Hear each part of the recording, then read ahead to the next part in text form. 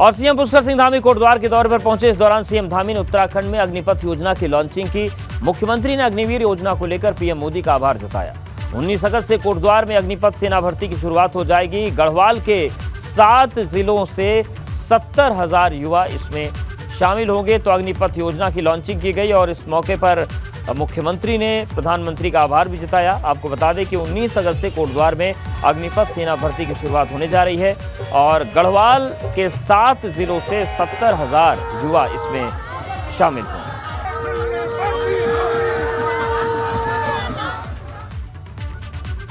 महंगाई बेरोजगारी को लेकर आज कांग्रेस की बड़ी बैठक है और दिल्ली में केंद्रीय नेताओं के साथ उत्तराखंड कांग्रेस नेताओं की बैठक है। उत्तराखंड कांग्रेस प्रदेश अध्यक्ष करण माहरा बैठक में शामिल होंगे। नेता प्रतिपक्ष यशपाल आर्य भी बैठक में मौजूद रहेंगे।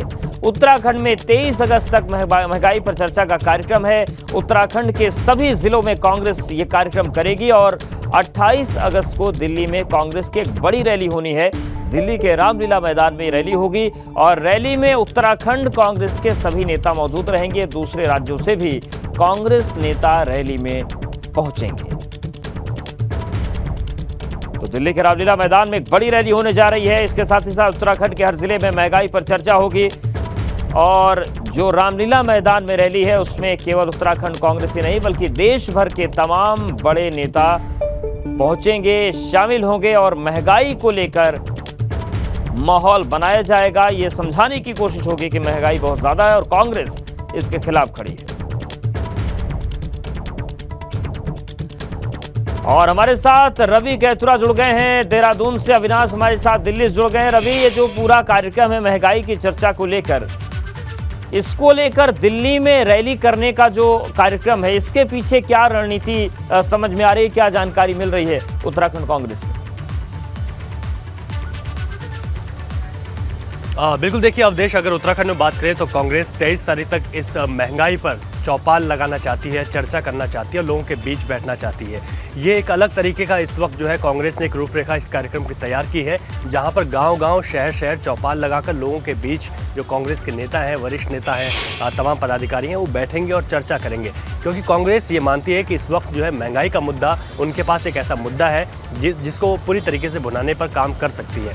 यही वजह है कि इस बार महंगाई को लेकर किसी तरीके का एक धरना प्रदर्शन या फिर कहीं कूच का कार्यक्रम नहीं है, बल्कि चौपाल लगाकर लोगों के बीच बैठकर महंगाई पर चर्चा करेंगे। तो इस तरीके की कार्यक्रम तय किया गया है। पहले 10 दिनों के लिए कार्यक्रम तय किया गया था जो 28 तारीख तक होना था। 23 तारीख तक ये कार्यक्रम फिलहाल कांग्रेस का बताया जा रहा है और जो 28 तारीख है उस दिन दिल्ली के रामलीला मैदान में एक बड़ा प्रदर्शन जिसमें महंगाई और बेरोजगारी को लेकर सरकार को घेरने की कोशिश कांग्रेस करेगी। क्योंकि अभी अगर उत्तराखंड के परिप्रेक्ष्य में बात करें तो यहाँ पर चाहे नगर जो पंचायतों के चुनाव हो या इसके अलावा हम बात करें तो अब 2024 में लोकसभा चुनाव है। इसके अलावा अगर उत्तराखंड में इन तमाम चीज़ों को देखा जाए तो कांग्रेस ये चाहते हैं कि इस बार वो खुद को कैसे मजबूत करे और कौन से ऐसे मुद्दे हैं जिस पर सरकार को घेरा जा सके। यही वजह है कि प्रदेश में इस बार इस तरीके की एक रणनीति बनाई गई है, जहां पर कांग्रेस के तमाम लोगों को ये कहा गया है कि वो अपने अपने क्षेत्र में लोगों के बीच बैठें और उनसे महंगाई को लेकर चर्चा करें, बेरोजगारी के मुद्दे को भी बिल्कुल बेरोजगारी को लेकर चर्चा करें और महंगाई को लेकर वो जो हवा दिल्ली तक बढ़ाने की कोशिश वो भी समझते हैं। अविनाश हमारे साथ बने। अविनाश, उत्तराखंड के लोगों की बहुत बड़ी संख्या दिल्ली में रहती है और शायद इसी उम्मीद से आम आदमी पार्टी उत्तराखंड में चुनाव लड़ने भी गई थी। क्या उन्हीं लोगों तक पहुंचने की कोशिश है कि दिल्ली में इतनी बड़ी रैली की जा रही ताकि जो उत्तराखंड में है उनसे भी बात हो, जो उत्तराखंड के लोग दिल्ली में रह रहे हैं उनसे भी पार्टी को जोड़ा जाए? यही मसला है या फिर दिल्ली से भी कुछ और जानकारी मिल रही है इसके पीछे की रणनीति की?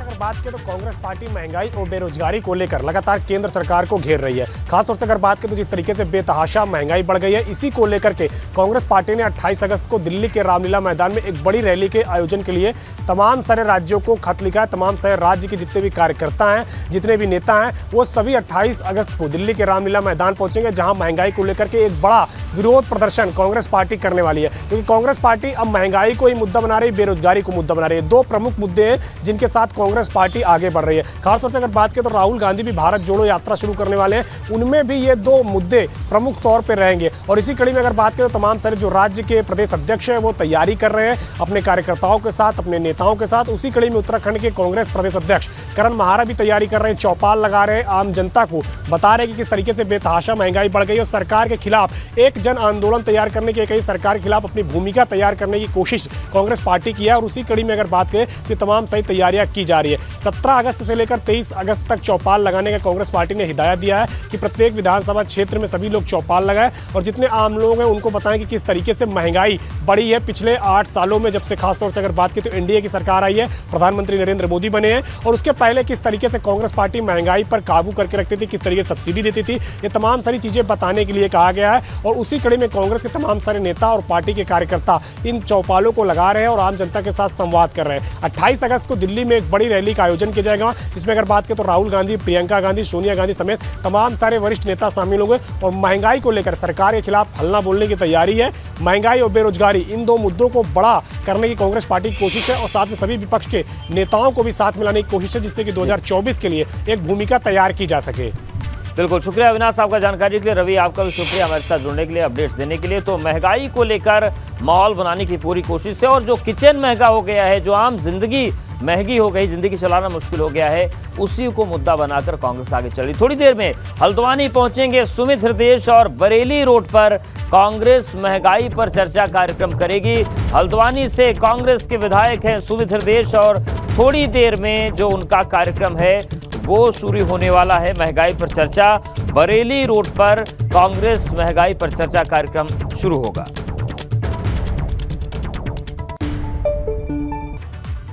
भाजपा प्रदेश अध्यक्ष महेंद्र भट्ट इन दिनों विपक्ष के निशाने पर हैं। हफ्ते भर के भीतर ही तिरंगे को लेकर महेंद्र भट्ट की जुबान 2 बार फिसली और इसके बाद कांग्रेस भाजपा पर हमलावर है।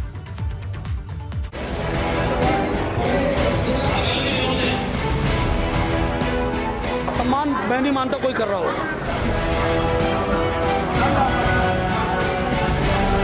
मैं समझता हूँ अभी अध्यक्ष ही ठीक से उनको राश नहीं आई है।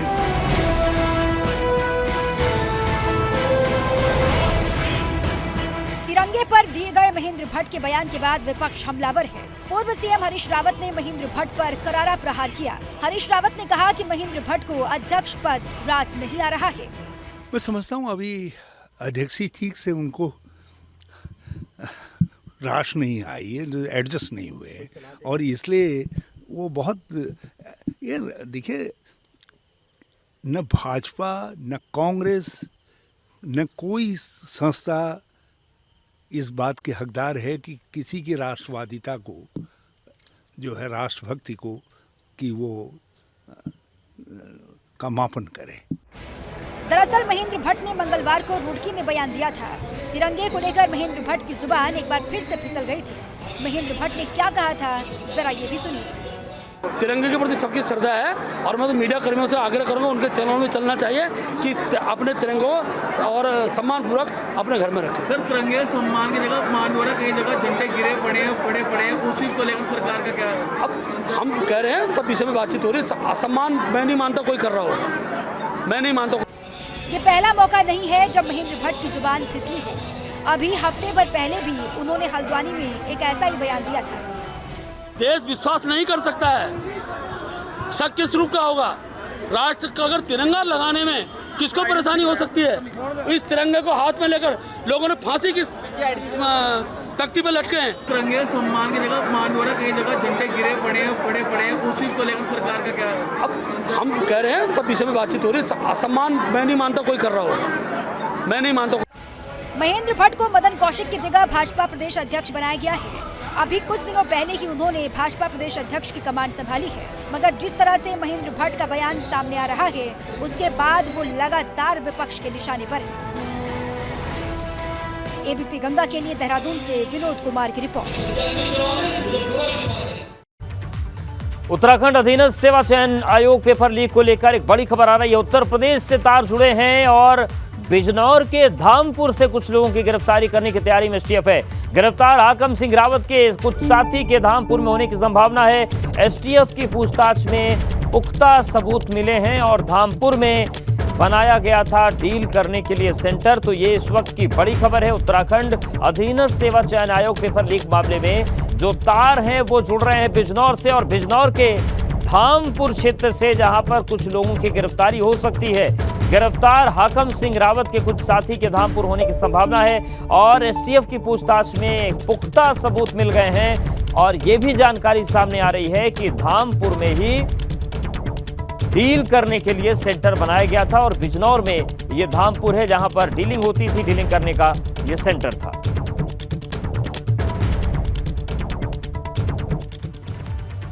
और इसी मामले में एक और बड़ी खबर है देहरादून से। पेपर लीक मामले में ईडी भी जांच कर सकती है। जिन लोगों की गिरफ्तारियां हुई हैं उनकी संपत्ति तेजी से बढ़ी है।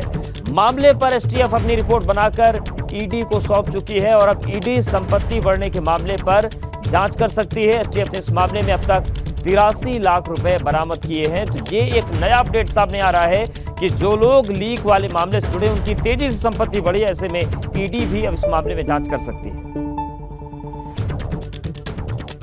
और उत्तराखंड में लंपी वायरस के मामले में बढ़ोतरी हो रही है। अब तक तकरीबन 1300 गायों को लंपी वायरस की हो चुकी है, पुष्टि हो गई है। ज्यादातर मामले हरिद्वार से सामने आए हैं। ये वायरस अब धीरे धीरे देहरादून में भी फैलने लगा है, जिसे लेकर एहतियात बरता जा रहा है।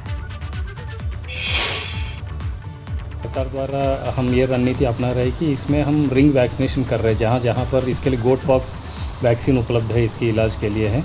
सो जहाँ जहाँ पर आ रहे हैं उस गांव की बाकी गायों को इसको हम ये कर रहे हैं। दूसरा, हमने जो बॉर्डर पर है हरिद्वार, उधम सिंह नगर और देहरादून, जहाँ जहाँ पर जो हमारे बॉर्डर।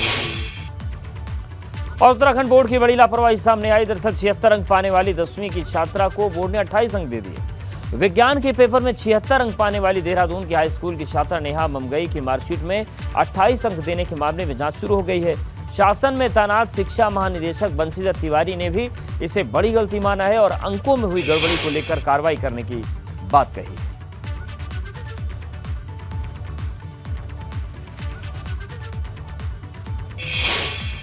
त्रुटियाँ होती हैं। अब जैसे 7 का 2 कर दिया है तो निश्चित रूप से है तो क्लरिकल मिस्टेक या जो भी कहें, तो उसमें जांच कराने के लिए हमने बोला है, लेकिन बच्चे के ऊपर प्रभाव तो उसका पड़ता ही है। तो जो भी उसमें दोषी पाया जाएगा उसको दंडित करेंगे और उसका सुधार करेंगे। चलिए अब बात करते हैं उत्तराखंड के इस मौसम की। एक बार फिर से आज 20 अगस्त तक उत्तराखंड में भारी बारिश का येलो अलर्ट जारी कर दिया गया है। आज उत्तराखंड के पर्वतीय जिलों में कहीं कहीं बारिश की संभावना है। आज नैनीताल, बागेश्वर में भारी बारिश हो सकती है। वहीं 19 अगस्त को नैनीताल, चंपावत, बागेश्वर और पिथौरागढ़ में भारी बारिश के आसार हैं। 20 अगस्त को देहरादून, पौड़ी, नैनीताल और बागेश्वर जनपदों में भारी बारिश की संभावना है। तो कल नैनीताल, चंपावत में भारी बारिश हो सकती है और इसी को लेकर येलो अलर्ट जारी किया गया है। उत्तराखंड में भारी बारिश का येलो अलर्ट।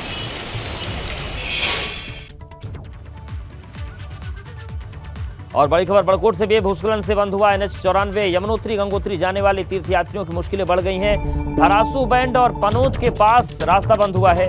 जेसीबी के जरिए मलबा हटाने का काम चल रहा है। तो बड़ी खबर बड़कोट से है, जहां पर NH 94 भूस्खलन से बंद हो गया। यमुनोत्री गंगोत्री जाने वाले तीर्थयात्रियों की मुश्किलें बढ़ गई हैं।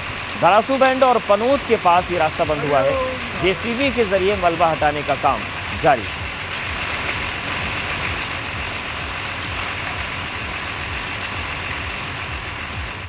उत्तराखंड में न मानसून की बारिश में सुकून था और ना ही मौसम खुलने पर राहत है। उत्तरकाशी में चटक धूप निकलने के साथ ही पहाड़ियां दरकने लगी हैं।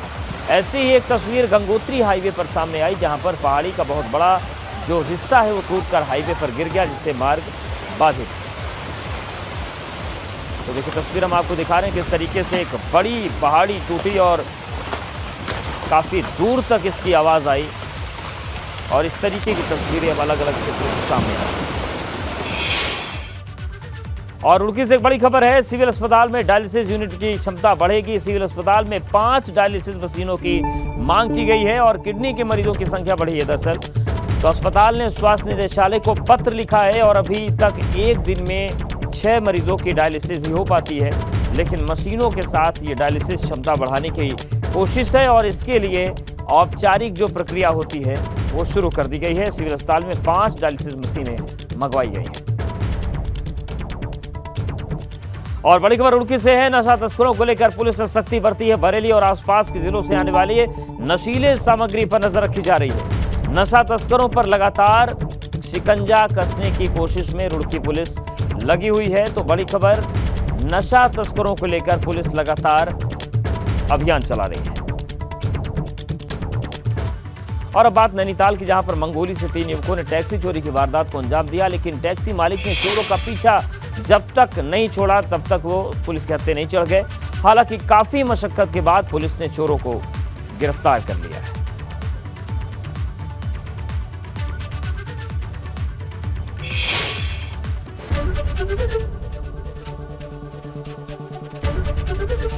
एबीपी गंगा, खबर आपकी, जुबान आपकी।